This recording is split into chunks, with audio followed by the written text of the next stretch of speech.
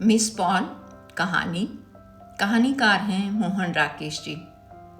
वह दूर से दिखाई देती आकृति मिस पॉल की ही हो सकती थी। फिर भी विश्वास करने के लिए मैंने अपना चश्मा ठीक किया।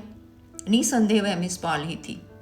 ये तो खैर मुझे पता था कि वह उन दिनों कुल्लू में रहती हैं, पर इस तरह अचानक उनसे भेंट हो जाएगी ये नहीं सोचा था। और उसे सामने देखकर भी मुझे विश्वास नहीं हुआ कि वह स्थायी रूप से कुल्लू और मनाली के बीच उस छोटे से गांव में रही होंगी। वे दिल्ली से नौकरी छोड़कर आई थी, तो लोगों ने उसके बारे में क्या क्या नहीं सोचा था। बस रायसन के डाकखाने के पास पहुंचकर रुक गई। मिस पॉल डाकखाने के बाहर खड़ी पोस्टमास्टर से कुछ बात कर रही थी। हाथ में वह एक थैला लिए थी। बस के रुकने पर न जाने किस बात के लिए पोस्टमास्टर को धन्यवाद देती हुई वह बस की तरफ मुड़ी। तभी मैं उतरकर सामने पहुंच गया। एक आदमी के अचानक सामने आ जाने से मिस पॉल थोड़ा अचकचा गई, मगर मुझे पहचानते ही उसका चेहरा खुशी और उत्साह से खिल गया। रणजीत, तुम? उसने कहा। तुम यहाँ कहाँ से टपक पड़े? मैं इस बस से मनाली जा रहा हूँ, मैंने कहा। अच्छा, मनाली तुम कब से आए हुए थे? 8-10 दिन हुए आया था, आज वापस जा रहा हूँ। आज ही जा रहे हो? मिस पॉल के चेहरे से आधा उत्साह गायब हो गया। देखो कितनी बुरी बात है कि 8-10 दिन से तुम यहाँ हो और मुझसे मिलने की तुमने कोशिश भी नहीं की। तुम्हें ये तो पता था कि मैं कुल्लू में ही हूँ। हाँ, ये तो पता था, पर यह पता नहीं था कि कुल्लू के किस हिस्से में हो। अब भी तुम अचानक ही दिखाई दे गई। नहीं, मुझे कहाँ से पता चलता कि तुम इस जंगल को आबाद कर रही हो। सचमुच बहुत बुरी बात है, मिस पॉल उल्हाने के स्वर में बोली। तुम इतने दिनों से यहाँ हो और मुझसे तुम्हारी भेंट आज हुई, आज जाने के वक्त। ड्राइवर जोर जोर से हॉर्न बजाने लगा। मिस पॉल ने कुछ चिढ़कर ड्राइवर की तरफ देखा और एक साथ झिड़कने और क्षमा मांगने के स्वर में कहा, बस जी 1 मिनट, मैं भी इसी बस से कुल्लू चल रही हूँ। मुझे कुल्लू की एक सीट दीजिए, थैंक यू वेरी मच। और फिर मेरी तरफ मुड़कर बोली, तुम इस बस से कहाँ तक जा रहे हो? आज तो इस बस से जोगिंदर नगर जाऊंगा, वहाँ 1 दिन रहकर कल सुबह आगे की बस पकड़ूंगा। ड्राइवर अब और जोर से हॉर्न बजाने लगा। मिस पॉल ने एक बार क्रोध और बेबसी के साथ उसकी तरफ देखा और बस के दरवाजे की तरफ बढ़ते हुए बोली, अच्छा, कुल्लू तक तो हम लोगों का साथ है ही, और बात कुल्लू पहुंचकर करेंगे। मैं तो कहती हूँ कि तुम 2-4 दिन यहीं रुको, फिर चले जाना। बस में पहले ही बहुत भीड़ थी। 2-3 आदमी वहां से और चढ़ गए थे, जिससे अंदर खड़े होने की जगह भी नहीं रही थी। मिस पॉल दरवाजे के अंदर जाने लगी तो कंडक्टर ने हाथ बढ़ाकर उसे रोक दिया। मैंने कंडक्टर से बहुतेरा कहा कि अंदर मेरे वाली जगह खाली है, मिस साहब वहां बैठ जाएंगी और मैं भीड़ में किसी तरह खड़ा होकर चला जाऊंगा। मगर कंडक्टर एक बार जिद पर अड़ा तो अड़ा ही रहा कि और सवारी वह नहीं ले सकता। मैं अभी उससे बात ही कर रहा था कि ड्राइवर ने बस स्टार्ट कर दी। मेरा सामान बस में था, इसलिए मैं दौड़कर चलती बस पर सवार हो गया। दरवाजे से अंदर जाते हुए मैंने एक बार मुड़कर मिस पॉल की तरफ देख लिया। वह इस तरह अचकचाई सी खड़ी थी जैसे कोई उसके हाथ से उसका सामान छीनकर भाग गया हो और उसे समझ न आ रहा हो कि उसे अब क्या करना चाहिए। बस हल्के हल्के मोड़ काटती कुल्लू की तरफ बढ़ने लगी। मुझे अफसोस होने लगा कि मिस पॉल को बस में जगह नहीं मिली, तो मैंने क्यों ना अपना सामान वहां उतरवा लिया। मेरा टिकट जोगिंदर नगर का था, पर यह जरूरी नहीं था कि उस टिकट से जोगिंदर नगर तक जाऊं। मगर मिस पॉल से भेंट कुछ ऐसे आकस्मिक ढंग से हुई थी और निश्चय करने के लिए समय इतना कम था कि मैं ये बात उस समय सोच भी नहीं सका था। थोड़ा सा समय और मिलता तो मैं ज़रूर कुछ देर के लिए वहां उतर जाता। उतने समय में तो मिस पॉल से कुशल समाचार भी नहीं पूछ सका था। हालांकि मन में उसके संबंध में जानने की उत्सुकता थी। उसके दिल्ली छोड़ने के बाद लोग उसके बारे में जाने क्या क्या बातें करते रहे थे। किसी का ख्याल था कि उसने कुल्लू में एक रिटायर्ड अंग्रेज मेजर से शादी कर ली है और मेजर ने अपने सेब के बगीचे उसके नाम कर दिए हैं। किसी की सूचना थी कि उसे वहाँ की सरकार की तरफ से वजीफा मिल रहा है और वह करती वर्ती कुछ नहीं है, बस घूमती है और हवा खाती है। कुछ ऐसे लोग भी थे जिनका कहना था कि मिस पॉल का दिमाग खराब हो गया है और सरकार उसे इलाज के लिए अमृतसर के पागलखाने में भेज रही है। मिस पॉल एक दिन अचानक अपनी लगी हुई 500 की नौकरी छोड़कर चली आई थी। उससे लोगों में उसके बारे में तरह तरह की कहानियां प्रचलित थी। जिन दिनों मिस पॉल ने त्यागपत्र दिया, मैं दिल्ली में नहीं था, लंबी छुट्टी लेकर बाहर गया था। मिस पॉल के नौकरी छोड़ने का कारण मैं काफी हद तक जानता था। वह सूचना विभाग में हम लोगों के साथ काम करती थी और राजेंद्र नगर में हमारे घर से 10-12 घर छोड़कर रहती थी। दिल्ली में भी उसका जीवन काफी अकेला था, क्योंकि दफ्तर के ज्यादातर लोगों से उसका मनमुटाव था और बाहर के लोगों से वह मिलती बहुत कम थी। दफ्तर का वातावरण उसके अपने अनुकूल नहीं था। वह वहां एक एक दिन जैसे गिनकर काटती थी। उसे हर कोने से शिकायत थी कि वह घटिया किस्म का आदमी है जिसके साथ उसका बैठना नहीं हो सकता। ये लोग इतने ओछे और बेईमान हैं, वह कहा करती। इतनी छोटी और कमीनी बातें करते हैं कि मेरा इनके बीच काम करने से हर वक्त दम घुटता रहता है। जाने क्यों यूँ लोग इतनी छोटी छोटी बातों पर एक दूसरे से लड़ते हैं और अपने छोटे छोटे स्वार्थों के लिए एक दूसरे को कुचलने की कोशिश करते रहते हैं। मगर उस वातावरण में उसके दुखी रहने का मुख्य कारण दूसरा था, जिसे वह मुंह से स्वीकार नहीं करती थी।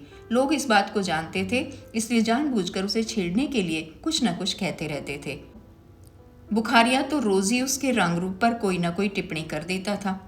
क्या बात है मिस पॉल, आज रंग बहुत निखर रहा है। दूसरी तरफ वह जोरावर सिंह बात जोड़ देता, आजकल मिस पॉल पहले से स्लिम भी तो हो रही हैं। मिस पॉल इन संकेतों से बुरी तरह से परेशान हो उठती और कई बार ऐसे मौके पर कमरे से उठकर चली जाती। उसकी पोशाक पर भी लोग तरह तरह की टिप्पणियां करते रहते थे। वह शायद अपने मोटापे की क्षतिपूर्ति के लिए बाल छोटे कटवाती थी और बनाव श्रृंगार से चिढ़ होने पर भी रोज काफी समय मेकअप पर खर्च करती थी। मगर दफ्तर में दाखिल होते ही उसे किसी न किसी मुंह से ऐसी बातें सुनने को मिल जाती थी। मिस पॉल, नई कमीज की डिजाइन बहुत अच्छा है, आज तो गजब ढा रही हो तुम। मिस पॉल को इस तरह की बातें दिल में चुभ जाती थी। जितनी देर दफ्तर में रहती उसका चेहरा गंभीर बना रहता। जब 5 बजते तो वह इस तरह अपनी मेज से उठती जैसे कोई सजा भोगने के बाद उसे छुट्टी मिली हो। दफ्तर से उठकर वह सीधी अपने घर चली जाती और अगले दिन सुबह दफ्तर के लिए निकलने तक वहीं रहती। दफ्तर के लोगों से तंग आ जाने की वजह से ही वह और लोगों से भी मेलजोल नहीं रखना चाहती थी। मेरा घर पास होने की वजह से, या शायद इसलिए कि दफ्तर के लोगों में मैं ही ऐसा था जिसने उसे कभी शिकायत का मौका नहीं दिया था। वह कभी शाम को हमारे यहाँ चली आती थी। मैं अपनी बुआ के पास रहता था और मिस पॉल मेरी बुआ और उनकी लड़कियों से काफी घुल मिल गई थी। कई बार घर के कामों में वह उनका हाथ बटा देती थी। किसी दिन हम उसके यहाँ चले जाते थे। वह घर में समय बिताने के लिए संगीत और चित्रकला का अभ्यास करती थी। हम लोग पहुंचे तो उसके कमरे में सितार की आवाज आ रही होती या वह रंग और कूंचियों के लिए किसी तस्वीर में उलझी होती। मगर जब वह उन दोनों में कोई भी काम न कर रही होती तो अपने तख्त पर बिछे मुलायम गद्दे पर 2 तकियों के बीच लेटी छत को ताक रही होती।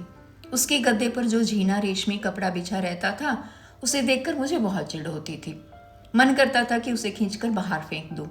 उसके कमरे में सितार, तबला, रंग, कैनवस, तस्वीरें, कपड़े और नहाने और चाय बनाने का सामान इस तरह उलझे बिखरे रहते थे कि बैठने के लिए कुर्सियों का उद्धार करना एक समस्या हो जाती थी। कभी मुझे उसके झीने रेशमी कपड़े वाले तख्त पर बैठना पड़ जाता तो मुझे मन में बहुत परेशानी होती। मन करता कि जितने जल्दी हो सके उठ जाऊं। मिस पॉल अपने कमरे के चारों तरफ खोजकर कहां से एक चायदानी और 3-4 टूटी प्यालियां निकाल लेती और हम लोगों को फर्स्ट क्लास बोहेमियन कॉफी पिलाने की तैयारी करने लगती। कभी वह हम लोगों को अपनी बनाई तस्वीरें दिखाती और हम तीनों, मैं और मेरी 2 बहनें, अपना अज्ञान छिपाने के लिए उसकी प्रशंसा कर देते। मगर कई बार वह हमसे उदास मिलती और ठीक ढंग से बात भी ना करती। मेरी बहनें ऐसे मौके पर उससे चिढ़ जाती और कहती कि वे उसके यहाँ फिर ना आएंगी। मगर मुझे ऐसे अवसर पर मिस पॉल से ज्यादा सहानुभूति होती। आखिरी बार जब मैं मिस पॉल के यहाँ गया, मैंने उसे बहुत ही उदास देखा था। मेरा उन दिनों अपेंडिसाइटिस का ऑपरेशन हुआ था और मैं कई दिन अस्पताल में रहकर आया था। मिस पॉल उन दिनों रोज अस्पताल में खबर पूछने आती रही थी। बुआ अस्पताल में मेरे पास रहती थी, पर खाने पीने का सामान इकट्ठा करना उनके लिए मुश्किल था। मिस पॉल सुबह सुबह आकर सब्जियां और दूध दे जाती थी। जिस दिन मैं उसके यहाँ गया, उससे एक ही दिन पहले मुझे अस्पताल से छुट्टी मिली थी और मैं अभी काफ़ी कमज़ोर था। फिर भी उसने मेरे लिए जो तकलीफ उठाई थी, उसके लिए मैं उसे धन्यवाद देना। मिसवाल ने दफ्तर से छुट्टी ले रखी थी और कमरा बंद किए अपने गद्दे पर लेटी थी। मुझे पता लगा कि शायद वह सुबह से नहाई भी नहीं है। क्या बात है मिसवाल, तबीयत तो ठीक है? मैंने पूछा। तबीयत ठीक है, उसने कहा, मगर मैं नौकरी छोड़ने की सोच रही हूँ। क्यों, कोई खास बात हुई है क्या? नहीं, खास बात क्या होगी? बात बस इतनी ही है, मैं ऐसे लोगों के बीच काम कर ही नहीं सकती। मैं सोच रही हूँ कि दूर के किसी खूबसूरत से पहाड़ी इलाके में चली जाऊं और वहां रहकर संगीत और चित्रकला का ठीक से अभ्यास करूं। मुझे लगता है मैं खामखा यहाँ अपनी ज़िंदगी बर्बाद कर रही हूँ। मेरी समझ में नहीं आता कि इस तरह की ज़िंदगी जीने का आखिर मतलब क्या है। सुबह उठती हूँ, दफ्तर चली जाती हूँ, वहाँ 7-8 घंटे खराब करती हूँ, खाना खाती हूँ, सो जाती हूँ। ये सारा का सारा सिलसिला मुझे बिल्कुल बेमानी लगता है। मैं सोचती हूँ कि मेरी ज़रूरतें ही कितनी हैं। मैं कहीं और जाकर एक छोटा सा कमरा या शेक लूँ तो थोड़ा सा ज़रूरत का सामान अपने पास रख कर 50-60 या 100 रुपये में गुजारा कर सकती हूँ। यहाँ मैं जो 500 लेती हूँ वे 5 के 500 हर महीने खर्च हो जाते हैं। किस तरह खर्च हो जाते हैं ये खुद मेरी समझ में नहीं आता। पर अगर ज़िंदगी इसी तरह चलती है तो क्यों खामखा दफ्तर आने जाने का भार ढोती रहूं? बाहर रहने में कम से कम अपनी स्वतंत्रता होगी। मेरे पास कुछ रुपए पहले के हैं, मुझे प्राइवेट फंड के मिल जाएंगे।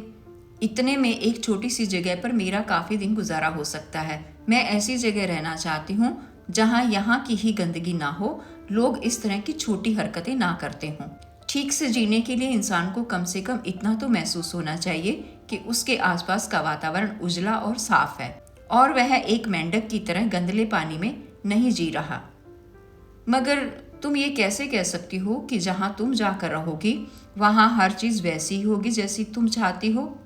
मैं तो समझता हूँ कि इंसान जहाँ भी चला जाए अच्छी और बुरी तरह की चीज़ें उसे अपने आसपास मिलेंगे ही। तुम यहाँ के वातावरण से घबराकर कहीं और जाती हो तो ये कैसे कहा जा सकता है कि वहाँ का वातावरण भी तुम्हें ऐसा ही नहीं लगेगा? इसलिए मेरे ख्याल से नौकरी छोड़ने की बात तुम गलत सोचती हो। तुम यहीं रहो और अपना संगीत और चित्रकला का अभ्यास करती रहो। लोग जैसी बातें करते हैं करने दो।